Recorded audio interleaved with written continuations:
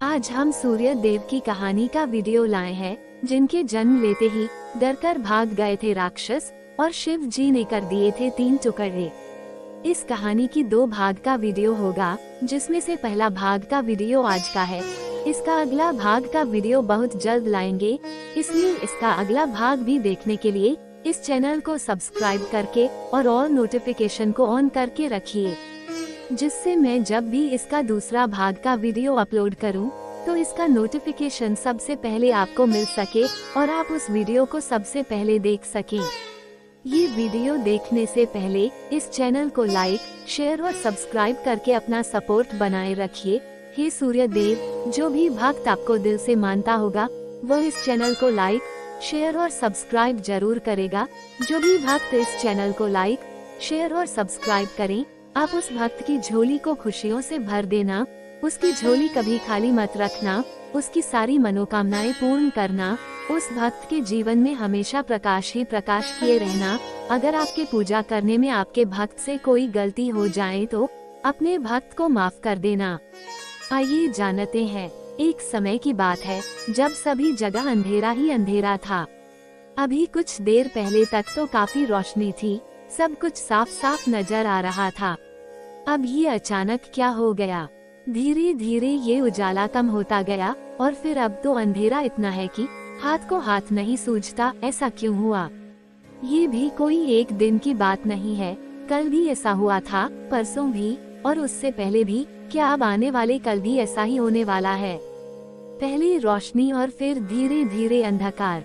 सूर्य की किरणों से प्रकाशित है ऋग्वेद। संभव है कि ये कुछ वही सवाल रहे होंगे जो वैदिक लोगों ने हर रोज रात और दिन होते देखने के बाद महसूस किए होंगे, और फिर एक दूसरे की भी जिज्ञासाओं और अनुभवों को सुनकर कोई निष्कर्ष निकाला होगा। इस निष्कर्ष में इस बात का जवाब सामने आया होगा कि दिन के उजाले की वजह आसमान में सोने की तरह चमकता, आग जैसा दहकता एक सुनहरा पिंड है। ये गोलाकार पिंड आसमान में दिखना शुरू होता है, लिहाजा रोशनी फैलती जाती है, और फिर जैसे ही ये पिंड आसमान में ही छिपना शुरू होता है, इसके पीछे पीछे अंधकार फैलता चला आता है। ऋग्वेद के 10वें मंडल में ही हिरण्यगर्भ सूत्र लिखा गया है। हिरण्यगर्भ संवर्तताग्रे भूतस्य जात पतिरेकासीत् स दाधार पृथ्वी द्यामुतेमा कस्मे देवाय हविषा विधेन। क्या है हिरण्यगर्भ सूत्र? आइए जानते हैं। ये सूत्र श्लोक ब्रह्मांड के उत्पन्न होने की कहानी कहता है। वेदों में यही पहली बार हिरण्यगर्भ शब्द का इस्तेमाल हुआ है, जिसका अर्थ है ब्रह्मांड रूपी अंडा। ये श्लोक कहता है कि जब कहीं पर कुछ भी नहीं था तो जीवन एक अंडे नुमा पिंड के भीतर था। ये श्लोक बिग बैंग जैसी थ्योरी का भी संकेत देता है। इसी पिंड में विस्फोट से ब्रह्मांड के सभी तत्व बने, धरती, जल, अग्नि, आकाश और वायु के ही साथ साथ चंद्रमा और सूर्य। सूर्य को वैदिक काल का पहला देवता कहा जाता है। सूर्य जो अकेला ही धरती के लिए प्रकाश, गर्मी और एनर्जी का सोर्स है, और वैदिक काल के लोगों द्वारा पहचाना गया सबसे पहला देवता भी है। सुनहरे, उजले और आग की तरह दहकते हुए रंग के कारण ही सूर्य को अपना सबसे पहला नाम हिरण्यगर्भ मिला है। हिरण्य शब्द का अर्थ सुनहरा होता है। ऋग्वेद के हिरण्यगर्भ सूत्र के पहले श्लोक में सूर्य को धरती और आकाश को धारण करने वाला बताया गया है, और इसी रूप में उसकी उपासना करने के लिए भी कहा गया है। आइए जानते हैं कैसे हुआ था सूर्य का जन्म। ये तो हुई सूर्य की उपासना की बात, लेकिन सूर्य का जन्म कैसे हुआ? इस सवाल का जवाब विष्णु पुराण के लिखे हुए एक घटनाक्रम से मिलता है। विष्णु पुराण की कथा कहती है कि जब कहीं कुछ था ही नहीं, तब उस विराट पुरुष यानी कि पुराणों में भगवान विष्णु को पहले विराट पुरुष कहा गया है। उस विराट पुरुष की इच्छा से दूध जैसा सफेद एक सागर बना। उस क्षीर सागर में पीपल का पत्ता बना और इसी पत्ते पर एक शिशु लेटा हुआ दिखा। ये शिशु अपनी ही इच्छा से विकसित होता गया और पूर्ण पुरुष बन गया। उसके 4 हाथ थे और सिर पर नागों की छाया थी। उस विराट पुरुष ने आंखें खोली तो नेत्रों से निकला प्रकाश सूर्य बन गया। मन से बना चंद्रमा, कानों से ध्वनि और उसकी सांस लेने की इच्छा के कारण ही ब्रह्मांड प्राण वायु से भर गया। यजुर्वेद में इस पूरी प्रक्रिया का वर्णन इस श्लोक में हुआ है। चंद्रमा मनसो जातश्चक्षा सूर्यो अजायत श्रोत्रद्वायुश्च प्राणश्च हृदयात् सर्वमिदं जायते। इसका मतलब यह है कि उस विराट पुरुष के मन से चंद्रमा, चक्षु यानी कि आँखों से सूर्य, श्रोत से वायु तथा प्राण और हृदय से यह संपूर्ण जगत उत्पन्न हुआ। क्यों कहे जाते हैं सूर्य नारायण, आइए इसे भी जानते हैं। भगवान विष्णु की आँखों से उत्पन्न होने के कारण ही सूर्य देव, उनके ही नाम नारायण से जाने जाते हैं, इसीलिए संसार में उन्हें सूर्य नारायण कहा जाता है। ये भी कहते हैं कि सूर्य को नमस्कार करना, उसकी पूजा करना असल में भगवान विष्णु की ही पूजा उपासना है। जैसा कि इस श्लोक में कहा गया है, आकाशात् पतितोय यथा गच्छति सागरम सर्वदेव नमस्कार केशव प्रति गच्छति। इसका भाव यह है कि आकाश से गिरा हुआ जल जिस तरह सागर में ही जाता है, उसी तरह सभी देवताओं को किया गया नमस्कार केशव यानी नारायण को ही पहुंचता है।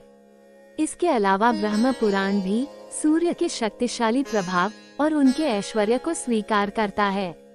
यही वजह है कि देवताओं में सूर्य को सबसे श्रेष्ठ और नारायण की तरह ही सम्मानित बताया जाता है। हालांकि देवताओं के राजा इंद्र हैं। पुराण कहानियां कहती हैं कि इस अलग अलग समय पर अलग अलग इंद्र रहे हैं। सूर्य को उन देवताओं में शामिल बताया जाता है जो कि इंद्र की सभा में बैठते हैं। इसके बावजूद कई कहानियां ऐसी हैं कि जिनमें सूर्य की जगह देवताओं में सबसे अलग और ऊंची रही है। सूर्य के जन्म की एक और कथा आई है। इन सभी कहानियों में एक कहानी तो सूर्य के जन्म की ही है, जिसमें सूर्य को सभी देवताओं के रक्षक के रूप में बताया गया है। कहानी के मुताबिक एक बार देवों की लड़ाई दैत्यों के साथ हो गई। दैत्य जीत गए और देवताओं को भागना पड़ा। तब सभी देवता अपनी माँ अदिति के पास गए। अदिति ने उनकी परेशानी सुनी तो वह सूर्य की उपासना करने लगी। सूर्यदेव प्रकट हुए। तब अदिति ने उनसे पुत्र रूप में जन्म लेने का वरदान मांगा। सूर्य ने उन्हें अपनी माँ बनने का वरदान दे दिया। अदिति के बेटे के रूप में जन्म लेने के कारण सूर्य का एक नाम आदित्य भी है। आदित्यों में सबसे बड़े सूर्य हैं। अदिति के इंद्र समेत 12 बेटे हैं। इन सभी को आदित्य कहा जाता है, लेकिन कई जगहों पर सूर्य को इन आदित्यों में सबसे बड़ा भाई गिना जाता है। हालांकि फिर भी देवताओं का राजा इंद्र है, सूर्य नहीं। लेकिन सूर्य को उनके त्याग, तप, लगातार जलते और तपते रहने की उनकी विशेषता के कारण उन्हें ईश्वर के बराबर का दर्जा मिला है। सूर्य के जन्म की इस कथा का वर्णन ब्रह्मांड पुराण में मिलता है, जिसमें ब्रह्मांड के बनने की व्याख्या की गई है। मार्तंड कैसे पड़ा सूर्य का नाम, आइए इसे भी जानें। इसी पुराण में सूर्य का एक नाम मार्तंड भी लिया गया है। मार्तंड को आप मातृअंड कह सकते हैं। असल में जब अदिति ने सूर्य उपासना करके उन्हें गर्भ में धारण कर लिया तो वह हर दिन सूर्य देव की उपासना में कठिन व्रत करने लगी। एक दिन उनके पति कश्यप ऋषि ने उन्हें समझाते हुए कहा कि इतने कठिन व्रत अनुष्ठान गर्भस्थ शिशु के लिए ठीक नहीं है। ऐसे में अदिति ने अंड रूप में गर्भ में पल रहे शिशु को योग बल से बाहर निकाला। वह एक दहकते सुनहली आग के पिंड के रूप में जन्मे और जब वह जन्मे तो संसार रोशनी से भर गया। इस तेज पिंड से डरकर दैत्य भाग खड़े हुए और स्वर्ग पर देवताओं का अधिकार फिर से हो गया। सूर्य अपने इसी अंडज रूप में आकाश में स्थापित हो गए, जिसका दर्शन हमें हर रोज होता है। कालचक्र का प्रतीक है सूर्य का रथ। जी हाँ, इसी तेज पुंज से निकला मानव रूप ही इंद्र की सभा में सूर्यदेव के रूप में शामिल है, जो कि अलग अलग कहानियों अलग अलग किरदारों के रूप में सामने आते हैं। ये 7 घोड़े वाले रथ पर सवार हैं। काल यानी समय निर्धारण के प्रतीक हैं। इनके रथ का पहिया ही कालचक्र है। ये दिन रात के कारण है और मौसम, जलवायु, वर्षा के समय और उसकी मात्रा को भी तय करते हैं। वेदों में सूर्य के इसी रूप को विवस्वान नाम भी मिला है। गीता में क्या कहते हैं श्री कृष्ण, आइए जानते हैं। गीता में भी जब श्री कृष्ण अर्जुन को कर्मयोग का ज्ञान देते हैं तो वह बताते हैं कि मैं पहले भी यह ज्ञान कई लोगों को सिखा चुका हूँ और जिन्होंने इसे समझ लिया वह मेरे हो गए या फिर मेरा स्वरूप पा गए। इसके बाद वह बताते हैं सबसे पहले तो मैंने ये ज्ञान विवस्वान यानी कि सूर्य को दिया। सूर्य ने कर्मयोग मनु को सिखाया और मनु ने अपने पुत्र इक्ष्वाकु को इसका ज्ञान दिया। अब मैं यही ज्ञान तुम्हें देता हूँ। आज हम वीडियो को यही समाप्त करते हैं। इसका अगला भाग बहुत जल्द लाएंगे। इसके आगे का वीडियो देखने के लिए इस चैनल को सब्सक्राइब करके रखें, जिससे अगले वीडियो का नोटिफिकेशन आपको तुरंत मिल सके।